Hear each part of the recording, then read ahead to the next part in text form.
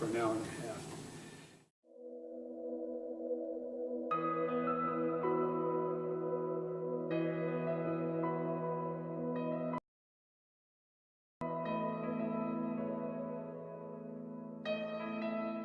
My name is Richard Cole, and I am 72 years old. I have never been what I would call religious. I've always believed that there was a God, and I believed that there was Jesus, but I've had doubts. I've been a doubter before, but I'm no longer that. And this happened to me in 2005, so that was 6 years ago. And so how it came about was that I was on my way to Monterey. I go up there every year for the historic car races. While I was stopped at the stoplight, I had a pain that started in my jaw, right in the mandibular area, went down my jawbone, down my carotid artery, and into my chest. I said, "Oh, this is strange." My friend and his wife said, "What's wrong with you? You don't look very good. What's your symptoms?" I said, "Well, my hands feel a little sweaty and I feel a little clammy." I said, "I don't know what's going on." He says, "I'm going to take you to the hospital." I said, "Oh, I'll be okay. I'll go home and take an aspirin. This will be done with." He says, "No, we're going right now." So we went in, and they put me on a gurney because there was no room in the emergency room. My blood pressure was extremely high, and they gave me a couple of shots right away to try and get my blood pressure down. And then I went right into the x-ray room, and they gave me some x-rays, and came back in a little while, and Steve, the doctor, a friend of mine, says, "You have a serious problem." I said, "Oh, really?" And he says, "Yes." He says, "You have an aneurysm, but what's worse, it's split, and I think you're bleeding internally." 5 o'clock the next morning, I was in the pre-op, the ready room rather, at Cottage Hospital.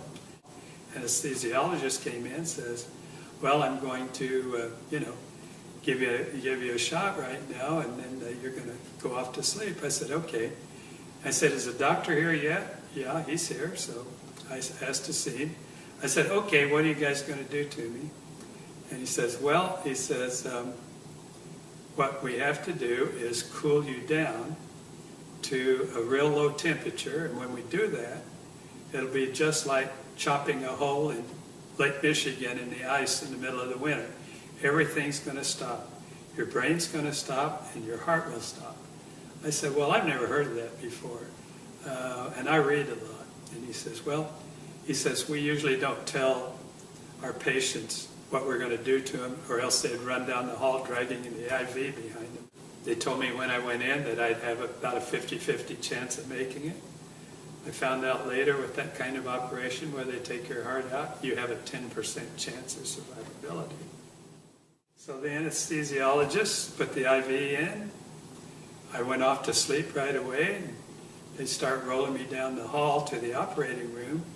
And then I realized that I was still conscious and I wasn't under yet. It was like I was for a little bit, but then I was awake again.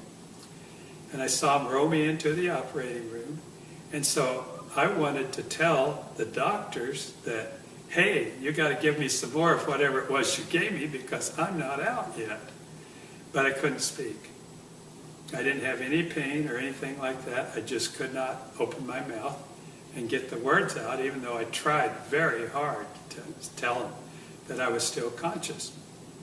So I'm laying on the table, and there are 3 doctors standing over me and 2 nurses, and they all have their gowns on, their masks on and everything. They're ready to go.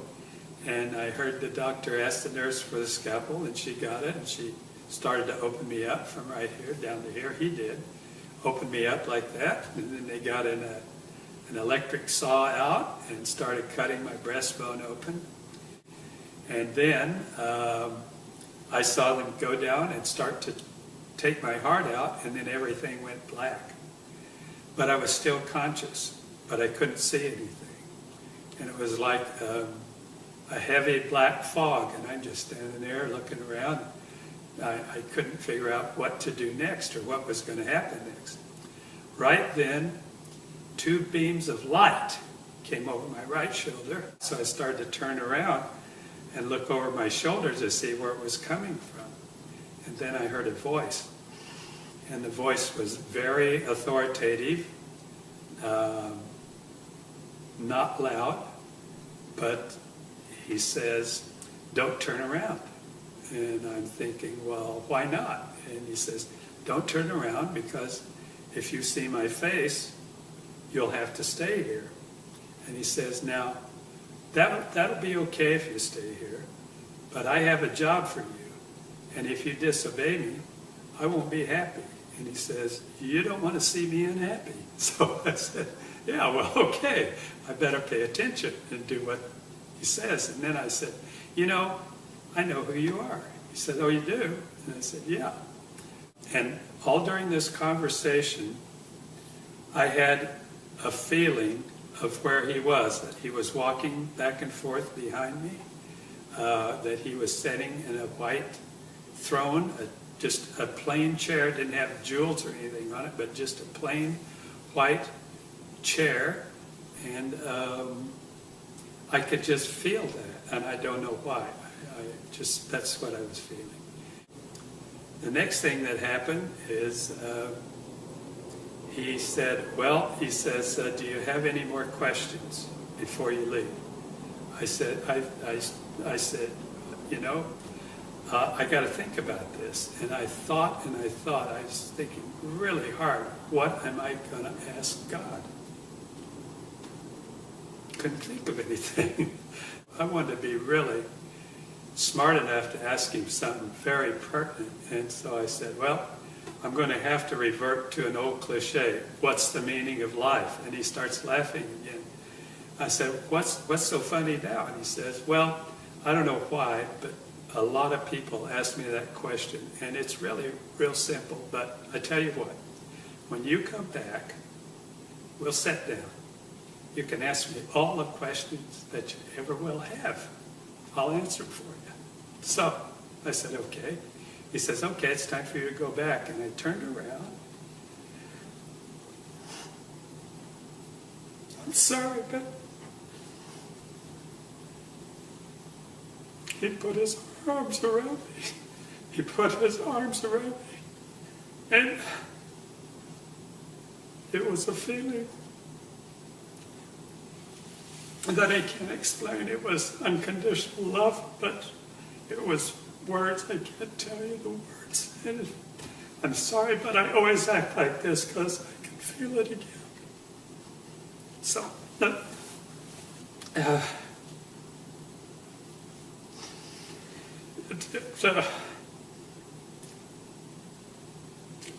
changed my life. And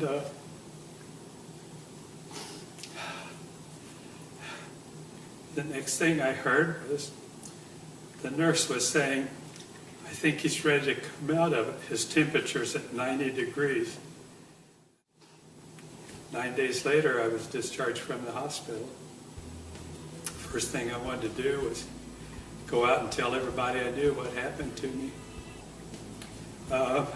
But I'll have to tell you that my life has changed completely. I'm no longer afraid of death. All the problems that I thought were problems are all gone. I don't have any problems. I don't have anything that gets me down. A week later, a guy came in that I knew, and he said, I heard about your experience. I said, yeah, it happened. He said, I heard that you were, you had a near-death experience and that you were out for about an hour. And I said, yeah, that's true. And he said, well, the same thing happened to me. I said, and then I asked him what the meaning of life was. And he says, oh, that's easy. It's all about love. That was the perfect answer. So I got that message right away. Now I study the Bible, and it's taken me a long time. I've been doing it for 6 years. I'm up to Matthew. I've translated every word from the original manuscripts. into English. I was baptized recently. People ask me questions about that. Well, why are you getting baptized now? And I said, because it's the right time. You know, I don't know what else to tell them. I don't believe that you have to be